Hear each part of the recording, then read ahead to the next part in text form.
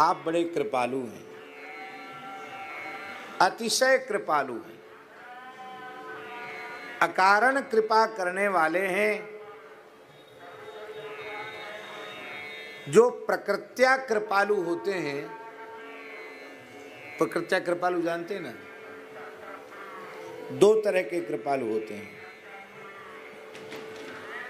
एक तो किसी भी आर्त दुखी प्राणी की पीड़ा को वो देखते हैं और वो चिल्ला रहा है कि मुझे बचाओ मुझे बचाओ, तो सब छोड़कर उसको बचाने के लिए वो दौड़ पड़ते हैं, वे कृपालु। और प्रकृत्या कृपालु उनको कहते हैं कि जिस प्राणी के ऊपर कष्ट है, विपत्ति है, संकट आया है, वो हमारा घोर अपराधी है, एक जन्म का नहीं असंख्य जन्मों का अपराधी है, किंतु उसको रोते बिलखते बिलबिलाते देखा तो उसके सब अपराध भुलाकर उसको उठा करके हृदय से लगा लिया। यह है प्रकृत्या कृपालु। कृपालुता आपकी प्रकृति में है। हम सब जीव अनंत जन्मों के अपराधी हैं। बार बार प्रतिज्ञा करके हम लोगों ने झूठ बोला है भगवान से, अब जन जाए भजो चक्रपाणी, बार बार कहा है अब जन्म लेकर भगवान का भजन करेंगे, पर प्रतिज्ञा भंग की है। भगवान की कृपा को अनंतों बार असंख्यों बार ठुकराया है।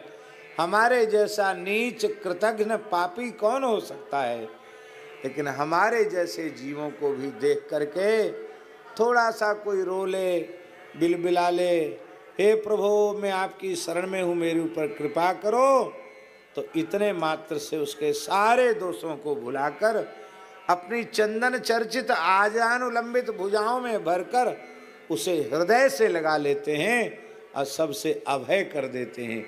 यह है प्रकृत्या कृपालु, प्रकृति से कृपालु है। और कृपा के समुद्र हैं।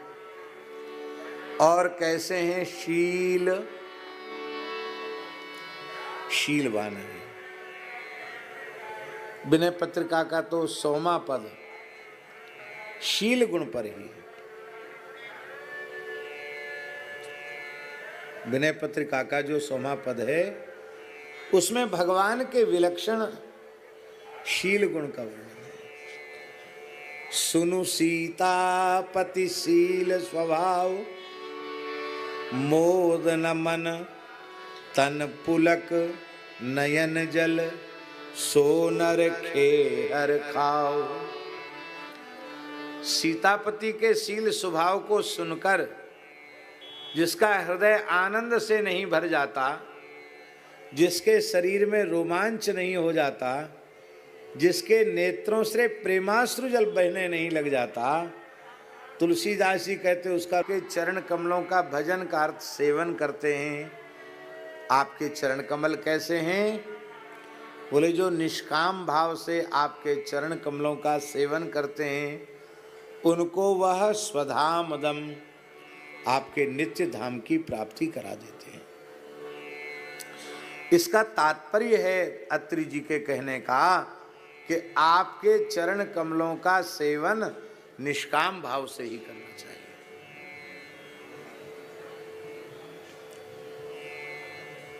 ऐसी कामना है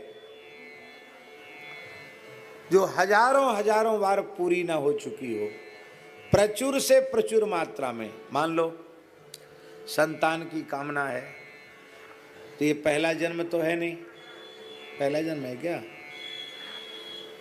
इसके पहले कितने जन्म हो चुके हैं, असंख्य अनंत जन्म हो चुके हैं, उसकी सूची किसी के पास उपलब्ध। यदि हम मुक्त हो गए होते तो यह हमारा जन्म ही नहीं होता।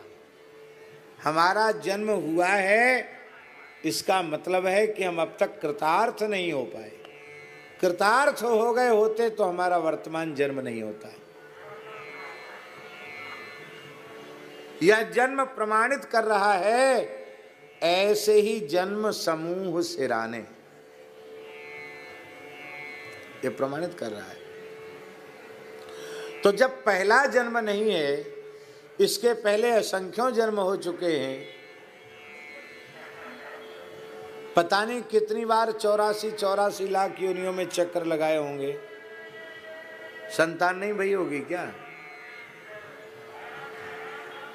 स्वरिया एक बार में 12 बच्चे दे देती है, कुतिया एक बार में 4 6 पिल्ले दे देती है, बिल्ली एक बार में 4 बच्चे दे देती है। तो घोड़ा, कुत्ता, गधा, बिल्ली, बिल्ला, जो कुछ भी बने, कितनी संतानें भई, पेट भरा? नहीं भरा। तो भगवान की भक्ति करके संतान मांगना कितनी मूर्खता है। बोले हम बहुत गरीब हैं, धन मिल जाए, हो सकता कभी चक्रवर्ती सम्राट बने हो सकता कभी किसी कल्प में भगवान ने हमको ही कुबेर बना दिया हो, पेट तो भरा नहीं। तो धन मांगने से क्या होगा?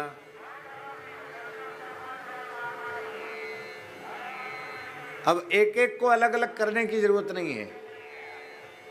कौन सी ऐसी वस्तु है जो लाखों करोड़ों बार हमको न मिली हो? पेट भरा? तृप्ति हुई? नहीं हुई।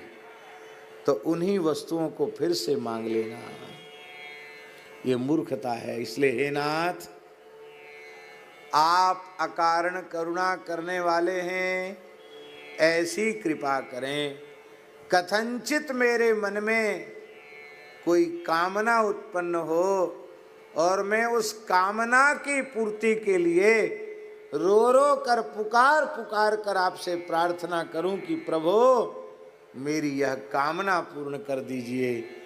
तो भी आपसे निवेदन है, आप मेरी कामना की पूर्ति कभी मत करना। क्यों?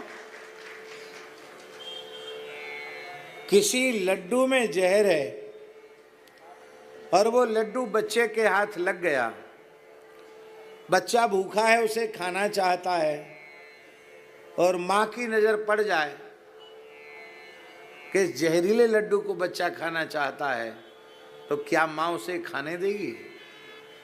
उसके हाथ से झपट कर छीन लेगी। बच्चे को लगेगा देखो हमको मिठाई नहीं खाने दी। हो सकता बच्चा नोच ले माँ को, दांतों से काट ले, माथा पटक ले धरती पर,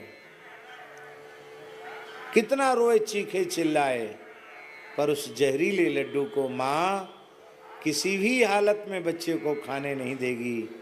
हे प्रभु, आपके चरण कमलों के अतिरिक्त ब्रह्मलोक तक का सारा वैभव जहरीले लड्डू के जैसा है।